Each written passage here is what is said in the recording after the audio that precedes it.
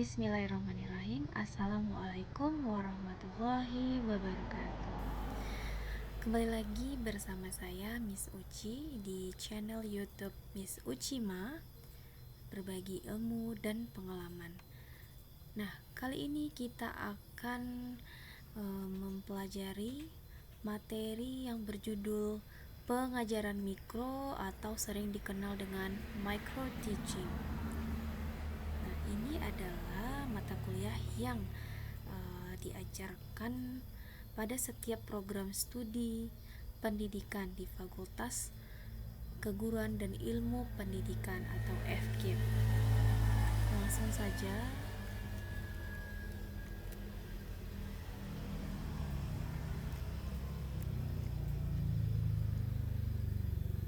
Nah, apa tujuan dari pembelajaran micro teaching? Setelah mengikuti materi ini, mahasiswa pendidikan diharapkan mampu untuk memahami konsep dasar micro teaching. Yang kedua, mahasiswa mampu menjelaskan tujuan dan manfaat micro teaching. Dan yang ketiga, mahasiswa mampu mengidentifikasi keterampilan dasar mengajar dalam micro teaching. Nah, apa yang dimaksud dengan micro teaching? Nah, sebelum kita mengetahui definisi dari micro teaching itu sendiri, kita harus tahu dulu apa yang dimaksud dengan mikro. Mikro itu dalam bahasa Inggris yang berarti kecil, terbatas, ataupun sempit. Nah, sedangkan teaching merupakan bahasa Inggris yang berarti mengajar. Nah, jadi apa itu micro teaching? Micro teaching adalah suatu metode latihan mengajar dalam skala kecil untuk melatih keterampilan mengajar sebelum menghadapi kelas yang sesungguhnya atau real teaching. Menurut Asriel tahun 2010, micro teaching berarti suatu metode pelatihan keterampilan mengajar dalam lingkup kecil dan terbatas. Maksudnya adalah pembelajaran dalam micro teaching ini segala aspeknya diperkecil atau disederhanakan. Biasanya micro teaching dilakukan dalam lingkungan yang terkendali dengan teman sekelas sebagai siswa. Selanjutnya, mari kita lihat skema berikut ini yang menunjukkan perbedaan antara pengajaran nyata atau real teaching dengan pengajaran mikro. Dari skema yang ada di dalam slide ini, lingkaran kecil ini disebut dengan pengajaran mikro, sedangkan lingkaran besar ini adalah pengajaran real teaching. Nah, dari mana letak perbedaan real teaching dan pengajaran mikro? Yaitu di sini. Pengajaran mikro berfokus pada keterampilan tertentu yang akan ditampilkan pada saat micro teaching. Jadi keterampilan mengajar tertentu yang akan ditampilkan oleh free service teacher atau in-service teacher. Selanjutnya, pentingnya micro teaching. Nah, mengapa micro teaching itu adalah mata kuliah penting atau skill penting yang harus dimiliki oleh seorang guru ataupun calon guru? Yang pertama, pengajaran micro teaching merupakan teknik baru dan menjadi bagian dalam pembaruan. Yang kedua, pengajaran mikro sangat berguna dalam praktek keguruan, baik dalam free service teacher maupun dalam rangka in-service teacher. Urgensinya yaitu micro teaching penting untuk membangun kepercayaan diri seorang guru ataupun calon guru, mengasah keterampilan mengajar guru ataupun calon guru, dan mendapatkan umpan balik yang membangun untuk calon guru maupun guru. Kemudian, micro teaching dapat digunakan dalam pendidikan free service ataupun calon guru, yaitu sebagai persiapan calon guru sebelum benar-benar mengajar di depan kelas. Nah, yang kedua, sebagai usaha perbaikan penampilan calon guru. Jadi, micro teaching ini sangat penting bagi calon guru yang akan terjun dalam dunia pendidikan, yang akan mengajar siswa di depan kelas. Kemudian, micro teaching juga dapat digunakan dalam pendidikan in service atau untuk seorang guru. Yang pertama, meningkatkan kemampuan guru mengajar rutin di kelas supaya guru menemukan dan mengetahui kelemahan-kelemahannya sendiri dan berusaha memperbaiki kelemahan-kelemahan guru ketika mengajar. Yang kedua, guru dapat meningkatkan kemampuan supervisor supaya ia tahu apakah bimbingannya, nasihat-nasihat dan saran-sarannya benar-benar efektif dalam membantu peningkatan guru-guru. Nah, ini pentingnya micro teaching bagi supervisor yang membimbing guru ataupun calon guru pada saat adanya PPL. Yang ketiga, untuk percobaan melaksanakan metode baru sebelum metode itu dilaksanakan dalam pembelajaran yang sebenarnya. Kemudian, apa tujuan dan manfaat micro teaching? Pada umumnya, tujuan dari micro teaching ini yaitu mempersiapkan mahasiswa lulusan FKIP atau Fakultas Keguruan dan Ilmu Pendidikan untuk menghadapi pekerjaan mengajar sepenuhnya di muka kelas dengan memiliki pengetahuan, keterampilan mengajar, kecakapan, dan sikap sebagai guru yang profesional. Nah, apa manfaat dari micro teaching? Yang pertama yaitu micro teaching dapat memperbaiki teknik mengajar yang kurang efektif. Yang kedua, micro teaching juga dapat meningkatkan penggunaan strategi pembelajaran yang inovatif, modern, dan teknologikal. Yang ketiga, dengan adanya micro teaching dapat membangun kepercayaan diri dalam mengajar di depan siswa di kelas. Yang terakhir yaitu mendapatkan umpan balik yang membangun atau konstruktif untuk pengembangan diri calon guru ataupun guru. Nah, sementara tujuan khusus dari micro teaching yaitu calon guru mampu menguasai berbagai jenis keterampilan dalam proses pembelajaran. Yang kedua, mampu mempraktekkan berbagai teknik mengajar dengan benar. Yang ketiga, mampu mewujudkan situasi pembelajaran yang efektif, produktif, dan efisien. Selanjutnya, tujuan khusus micro teaching mampu bertindak profesional. Jadi guru juga harus mampu bertindak secara profesional ketika mengajar di kelas. Selanjutnya, guru mampu berbicara di depan kelas secara runtut sehingga mudah dipahami oleh peserta didik. Selanjutnya, guru mampu berlatih membangun rasa percaya diri dan bersifat terbuka terhadap kritik dan saran dari orang lain ataupun supervisor dan kepala sekolah. Terakhir, yaitu guru mampu menganalisis tingkah laku peserta didik, teman sejawat, bahkan dirinya sendiri. Nah, berbicara tentang karakteristik, apa saja karakteristik micro teaching? Yang pertama adalah dilihat dari banyaknya jumlah siswa atau peserta didik. Nah, peserta didik dalam micro teaching yaitu antara 5 hingga 10 orang.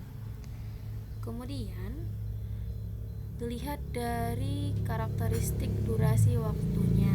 Durasi waktu dalam micro teaching ini relatif singkat, antara 10 hingga 15 menit saja. Yang ketiga, pada saat micro teaching ini, guru ataupun calon guru hanya fokus menampilkan satu jenis keterampilan mengajar saja. Nah, yang keempat, materi pada saat berjalannya micro teaching ini hanya terbatas pada materi topik tertentu saja. Yang kelima, adanya observer atau pengamat dalam pelaksanaan micro teaching.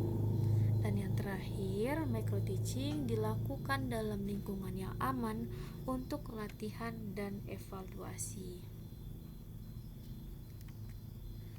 Selanjutnya, kita masuki pada tabel perbandingan real teaching dan micro teaching.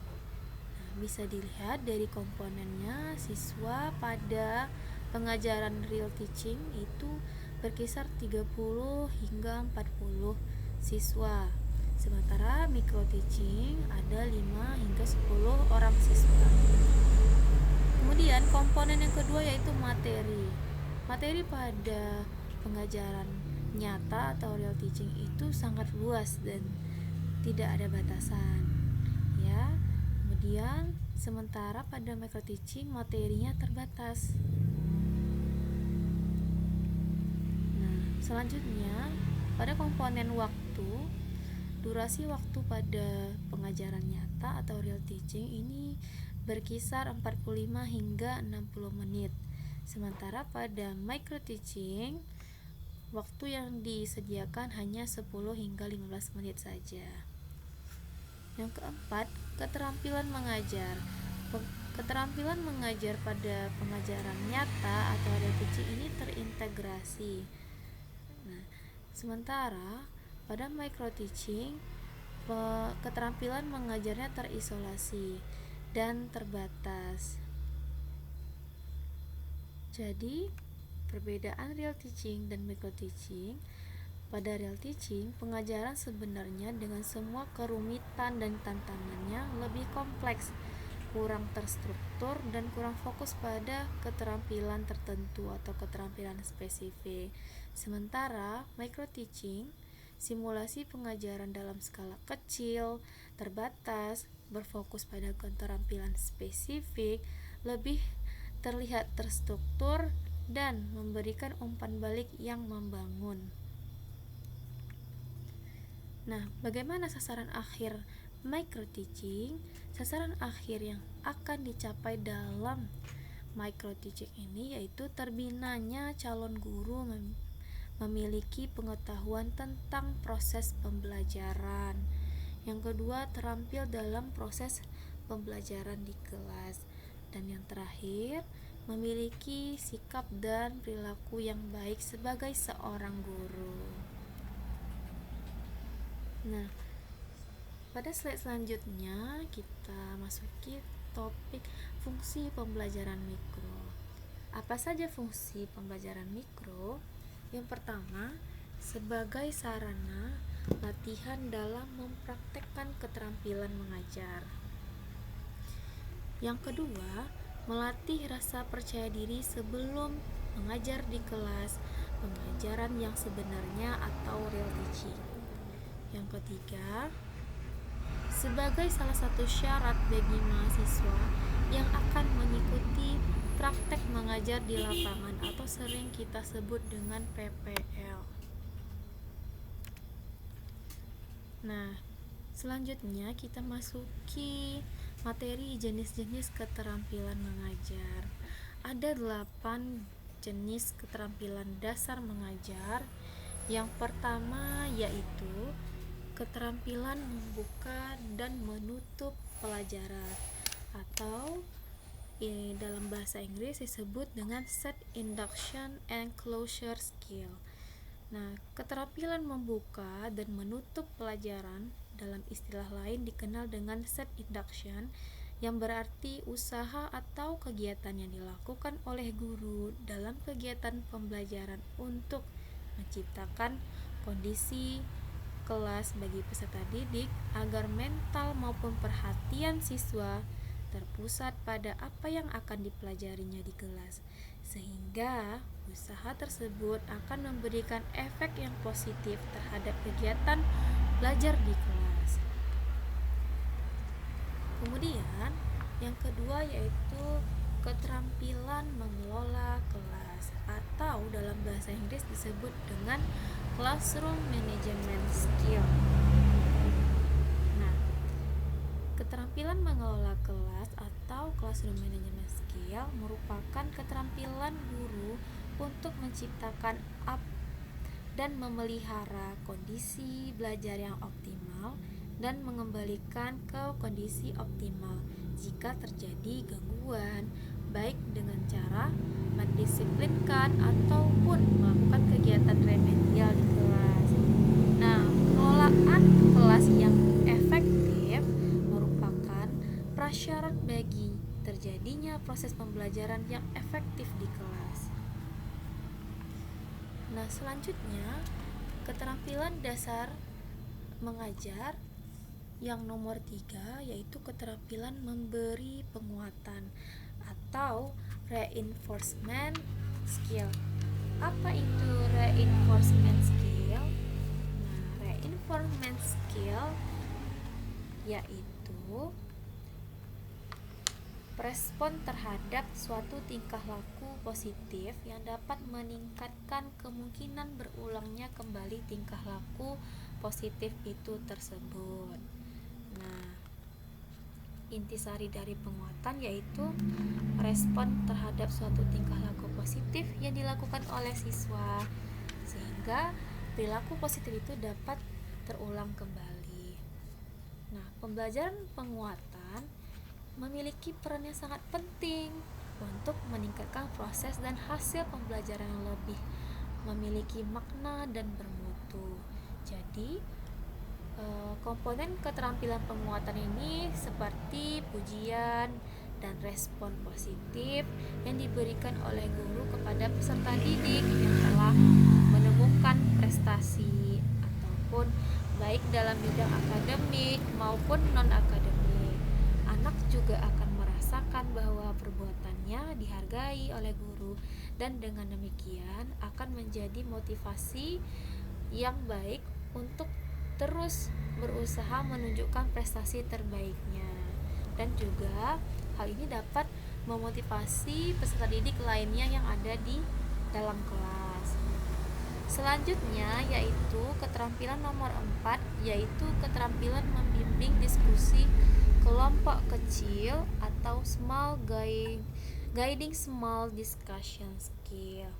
Nah, membimbing diskusi kelompok kecil berarti suatu proses yang teratur dengan melibatkan kelompok peserta didik dalam interaksi tatap muka kooperatif yang optimal.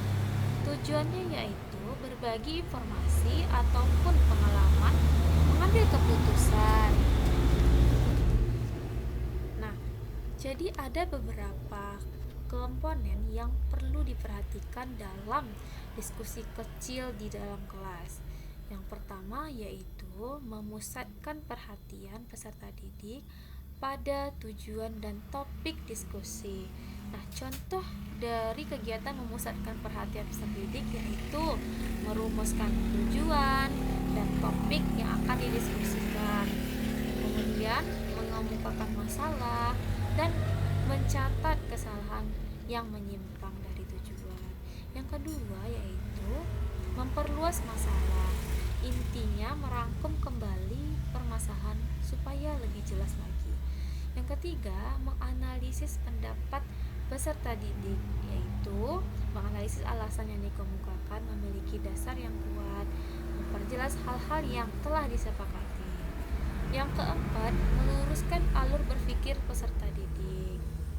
Nah, yang kelima, memberikan kesempatan untuk berpartisipasi dalam diskusi, yaitu terkait dengan memancing semangat berpikir peserta didik, memberikan kesempatan kepada yang belum berbicara sama sekali, kemudian mengatur jalannya sidang diskusi dan mengomentari pendapat yang dikemukakan oleh siswa-siswa dalam diskusi. Dan yang keenam, komponennya yaitu menutup diskusi kegiatannya dengan membuat rangkuman hasil diskusi, kemudian menindaklanjuti hasil diskusi dan menilai hasil diskusi. Nah, selanjutnya yaitu keterampilan nomor 5, keterampilan bertanya atau dalam bahasa Inggris disebut juga dengan questioning skill. Nah, mengajukan pertanyaan dengan baik adalah mengajar yang baik. Nah, mengapa demikian? Karena keterampilan bertanya menjadi penting jika dihubungkan dengan pendapat yang mengatakan berpikir itu sendiri adalah bertanya. Dengan bertanya, siswa dapat berpikir dengan kritis. Kemudian, bertanya merupakan ucapan verbal yang meminta respon dari seseorang yang memahami dan memahami betul. Kemudian respon yang diberikan dapat berupa pengetahuan sampai dengan hal-hal seperti stimulus efektif yang mendorongkan kemampuan siswa untuk berpikir lebih lanjut. Nah, apa saja stimulus efektif tersebut yang dapat mendorong kemampuan berpikir? Yang pertama, merangsang kemampuan berpikir siswa. Yang kedua, membantu siswa dalam belajar. Yang ketiga, mengarahkan siswa pada tingkat interaksi belajar yang mandiri. Kemudian, keterampilan bertanya dapat meningkatkan kemampuan berpikir siswa dari kemampuan berpikir tingkat rendah hingga ke tingkat yang lebih tinggi, sehingga siswa dapat berpikir lebih kritis. Kemudian yang terakhir, keterampilan bertanya dapat membantu siswa dalam mencapai tujuan pelajaran yang dirumuskan. Nah, kemudian keterampilan dasar mengajar nomor 6 yaitu keterampilan menjelaskan pelajaran atau dalam bahasa Inggris disebut sebagai explaining skill. Nah, keterampilan memberi penjelasan adalah penyajian informasi secara lisan yang dikelola secara sistematis untuk menunjukkan adanya hubungan antara satu dengan yang lainnya. Nah, ciri-ciri utama yang biasa dalam keterampilan menjelaskan pelajaran yaitu penyampaian informasi yang terencana dengan baik, kemudian disajikan dengan benar, serta urutan penjelasan yang runtut dan cocok. Nah, dalam memberikan penjelasan, hal ini merupakan salah satu aspek yang sangat penting dalam proses pembelajaran di kelas. Jadi,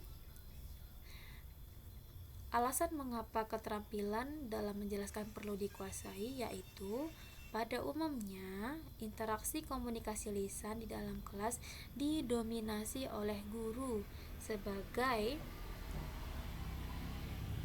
instruktur di dalam proses pembelajaran di kelas. Kemudian, sebagian besar kegiatan guru adalah memberikan informasi dan mentransfer pengetahuan kepada siswa-siswa. Untuk itu, efektivitas pembicaraan perlu ditingkatkan oleh seorang guru. Nah, selanjutnya, menjelaskan yang diberikan guru dan yang ada dalam buku sering kurang dipahami oleh peserta didik, sehingga dibutuhnya keterampilan menjelaskan pelajaran yang baik yang harus dimiliki oleh seorang guru. Yang keempat, informasi yang diperoleh peserta didik seringkali terbatas karena peserta didik harus difasilitasi oleh guru dan juga bahan atau materi ajar sebelumnya. Kemudian, keterampilan dasar mengajar selanjutnya yaitu keterampilan mendayagunakan media. Nah, dalam proses pengajaran, pentingnya adanya media yang sangat menunjang proses pembelajaran di kelas.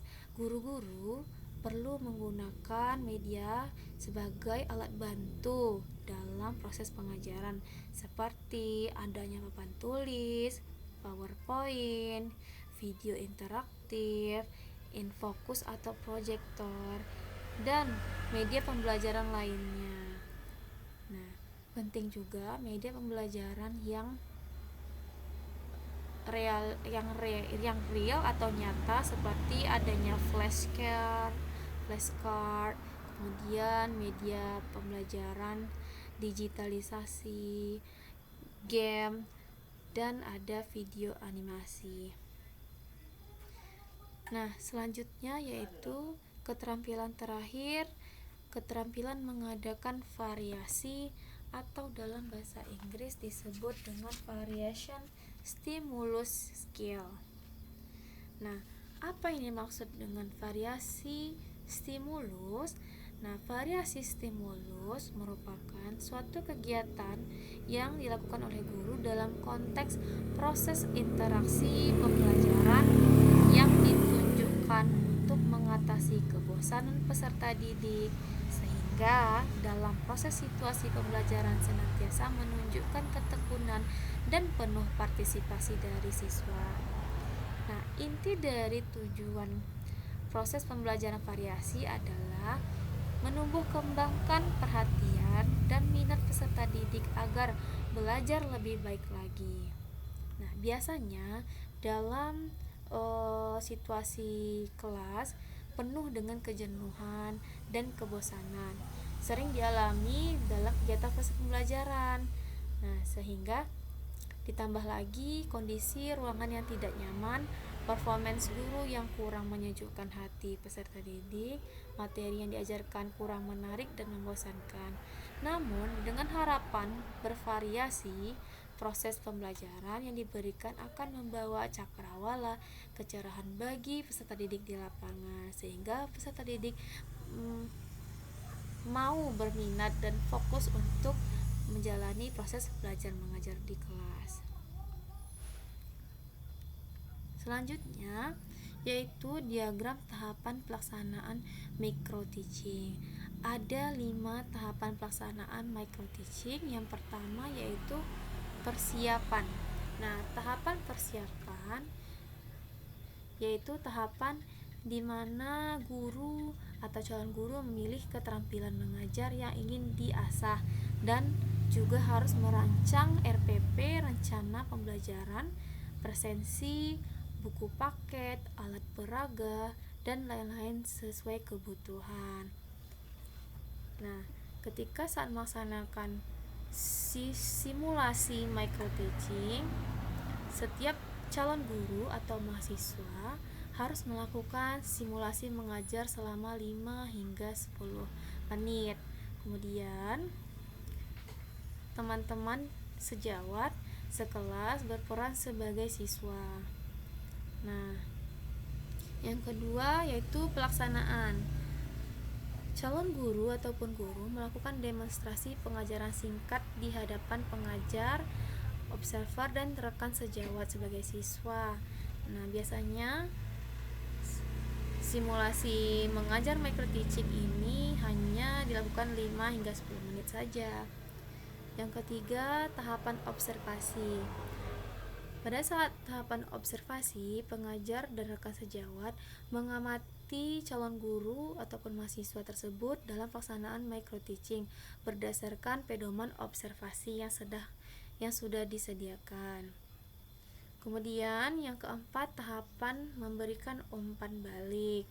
Nah, pengajar dan rekan sejawat sebagai siswa memberikan umpan balik yang membangun atau konstruktif kepada calon guru tersebut. Nah, yang kelima yaitu adanya refleksi. Pada tahapan refleksi dan evaluasi ini, calon guru berdiskusi bersama tentang tantangan yang dihadapi saat latihan mengajar micro teaching ini. Kemudian calon guru dapat merenungkan umpan balik yang diberikan oleh pengajar, dosen, ataupun rekan sejawat saat proses pelaksanaan micro teaching dan merancang strategi perbaikan untuk pembelajaran selanjutnya.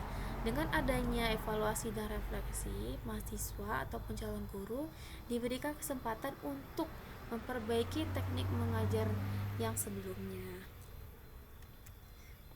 Nah, selanjutnya yaitu tahapan mengajar dasar yang dapat dilakukan oleh calon guru ataupun guru di dalam kelas. Yaitu ada 3 ya, tahapan mengajar dasar. Yang pertama, tahapan persiapan. Nah, apa saja itu tahapan persiapan? Tahapan persiapan meliputi mempersiapkan diri seorang guru dan berpenampilan yang rapi sebagai seorang guru. Nah, sebelum masuk kelas, guru harus siap mental, siap diri, dan harus percaya diri untuk mengajar di dalam kelas. Kemudian, jangan lupa guru harus mempersiapkan perangkat pembelajaran seperti RPP, adanya buku paket, media pembelajaran, dan presensi. Kemudian, pada tahap persiapan, guru memberikan salam dan sapaan semangat kepada siswa di kelas. Nah, setelah itu, guru juga memandu kelas untuk berdoa. Nah, biasanya pada saat pemanduan berdoa, guru memberikan instruksi kepada ketua kelas untuk mengajak teman-teman sekelasnya berdoa bersama. Setelah itu, guru mempersiapkan presensi untuk mengecek absensi siswa yang hadir dan tidak hadir di dalam kelas.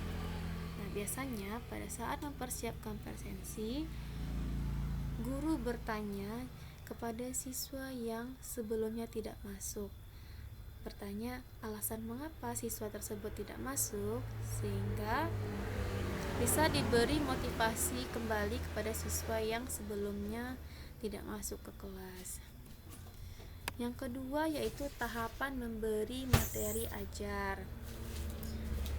Biasanya pada tahapan memberi materi ajar, guru harus mempersiapkan bahan ajar yang akan diajarkan kepada siswa di dalam kelas. Nah, apa saja bahan ajar yang diperlukan itu harus disesuaikan dengan RPP atau rancangan pembelajaran, pelaksanaan pembelajaran. Yang kedua, guru memberikan penguatan atau stimulus kepada siswa. Nah, seperti apa stimulus dan penguatan tersebut? Guru dapat mengulas materi untuk mengingat materi sebelumnya.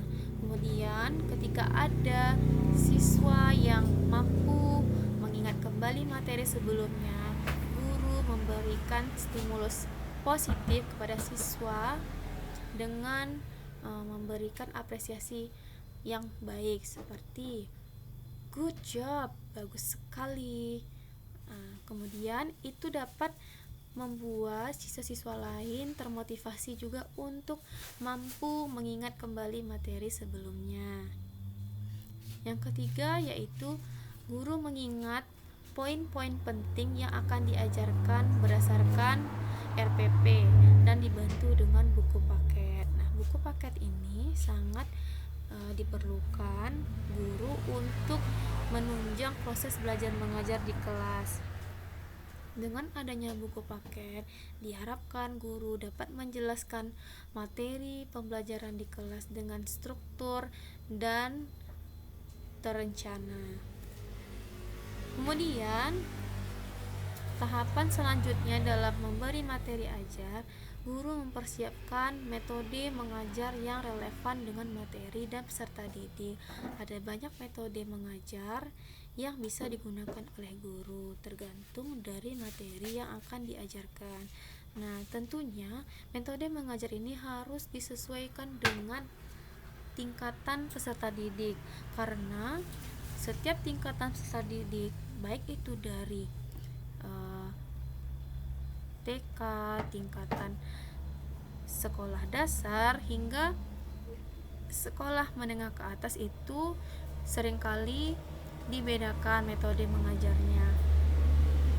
Kemudian yang kelima yaitu guru mempersiapkan interaksi yang baik dengan peserta didik. Nah, contohnya ketika guru mengajar siswa di level sekolah dasar, tentunya interaksi yang lebih menarik dibutuhkan, karena mengajar peserta didik pada sekolah dasar itu sangat membutuhkan effort atau usaha yang lebih daripada mengajar peserta didik di tingkat sekolah menengah atas. Seperti ketika guru SD mengajar di kelas dengan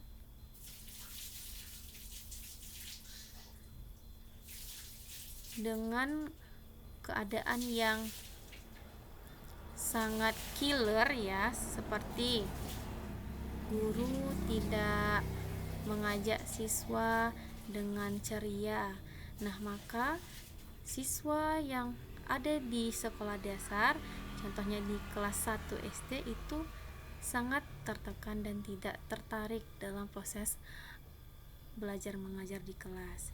Nah, sehingga dibutuhkan interaksi yang baik dan menarik perhatian peserta didik sesuai dengan tingkatan sekolahnya. Kemudian yang terakhir yaitu memonitori peserta didik pada saat proses mengajar berlangsung. Nah, pentingnya proses monitor ini yang dilakukan oleh guru karena tidak semua peserta didik itu mampu memperhatikan proses mengajar yang berlangsung dengan baik, sehingga guru harus perhatikan satu persatu peserta didik yang ada di dalam kelas. Kemudian tahapan mengajar yang ketiga yaitu tahapan evaluasi. Pada tahapan evaluasi ini, guru dapat memberikan umpan balik atau feedback sebagai fasilitator. Nah, jadi setelah melakukan proses belajar mengajar dan memberikan materi pembelajaran, guru harus memberikan umpan balik, pertanyaan, ataupun meminta siswa untuk bertanya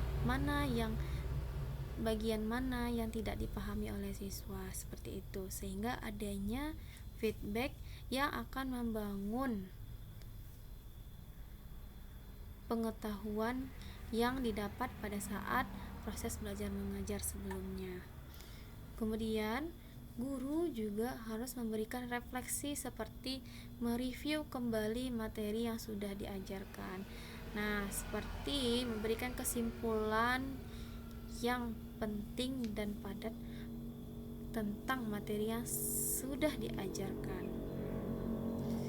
Nah, apabila siswa ada yang tidak memahami atau tidak mengerti pada bagian materi tertentu, maka di saat evaluasi dan refleksi inilah siswa dapat bertanya dan guru juga bisa memberikan penjelasan kembali secara terperinci. Nah, yang terakhir yaitu tahapan penutup. Nah, tahapan penutup ini biasanya ditutup dengan berdoa bersama dan memberikan sedikit motivasi kepada siswa untuk pertemuan selanjutnya.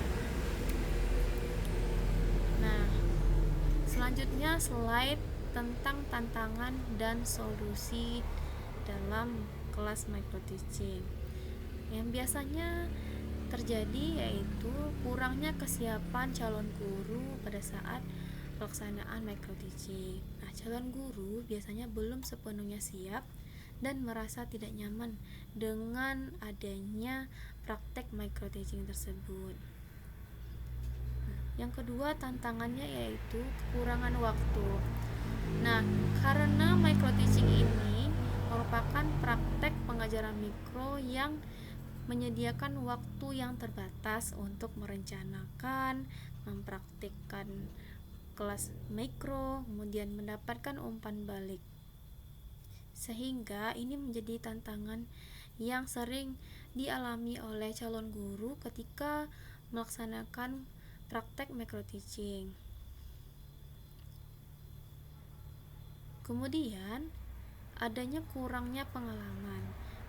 guru-guru atau calon guru masih baru dalam mengajar dan kurang berpengalaman dalam mengelola kelas, sehingga ini menjadi tantangan calon guru ketika melaksanakan praktek micro teaching.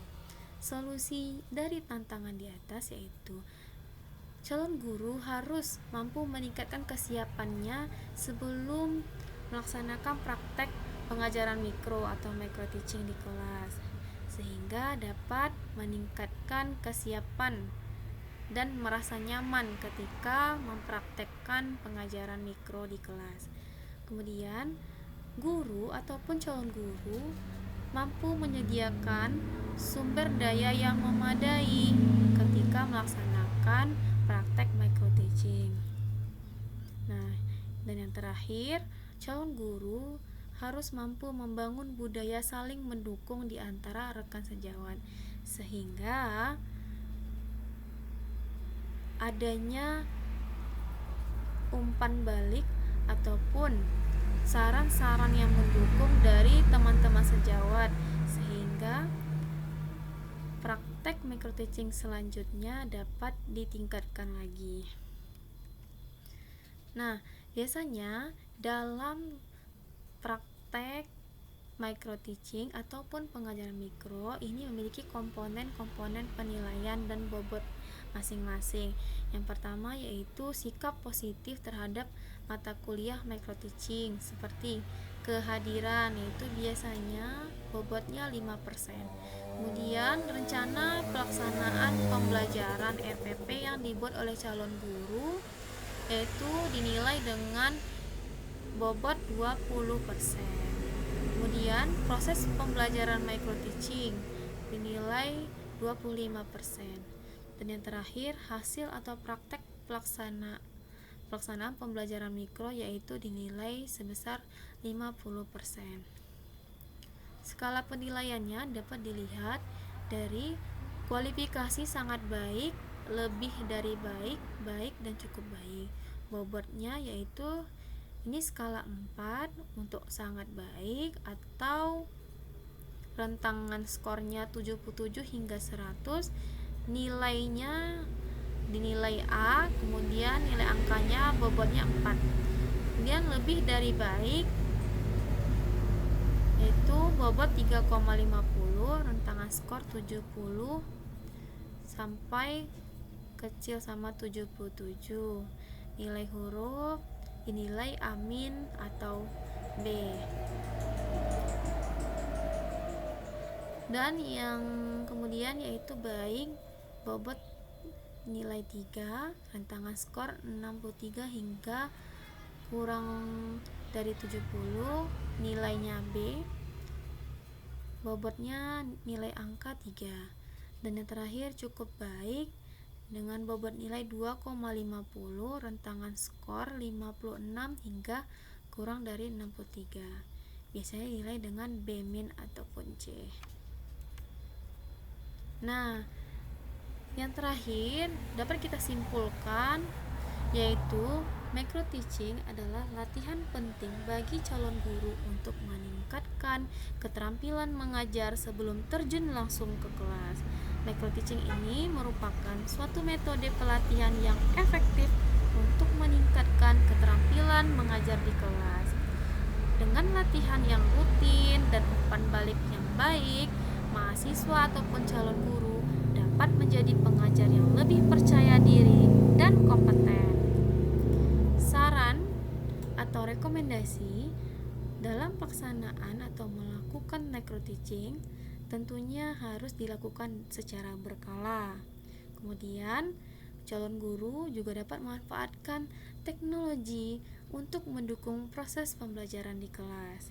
Dan yang terakhir, calon guru dapat membangun budaya kolaborasi yang baik di antara rekan sejawat. Nah, oke, siapkan diri Anda untuk pembelajaran micro teaching selanjutnya. Thank you. Terima kasih sudah menonton dan mempelajari materi pengajaran mikro ataupun micro teaching. Semoga materi micro teaching ini dapat bermanfaat bisa menjadikan pembelajaran yang baik untuk calon guru dan guru di masa depan.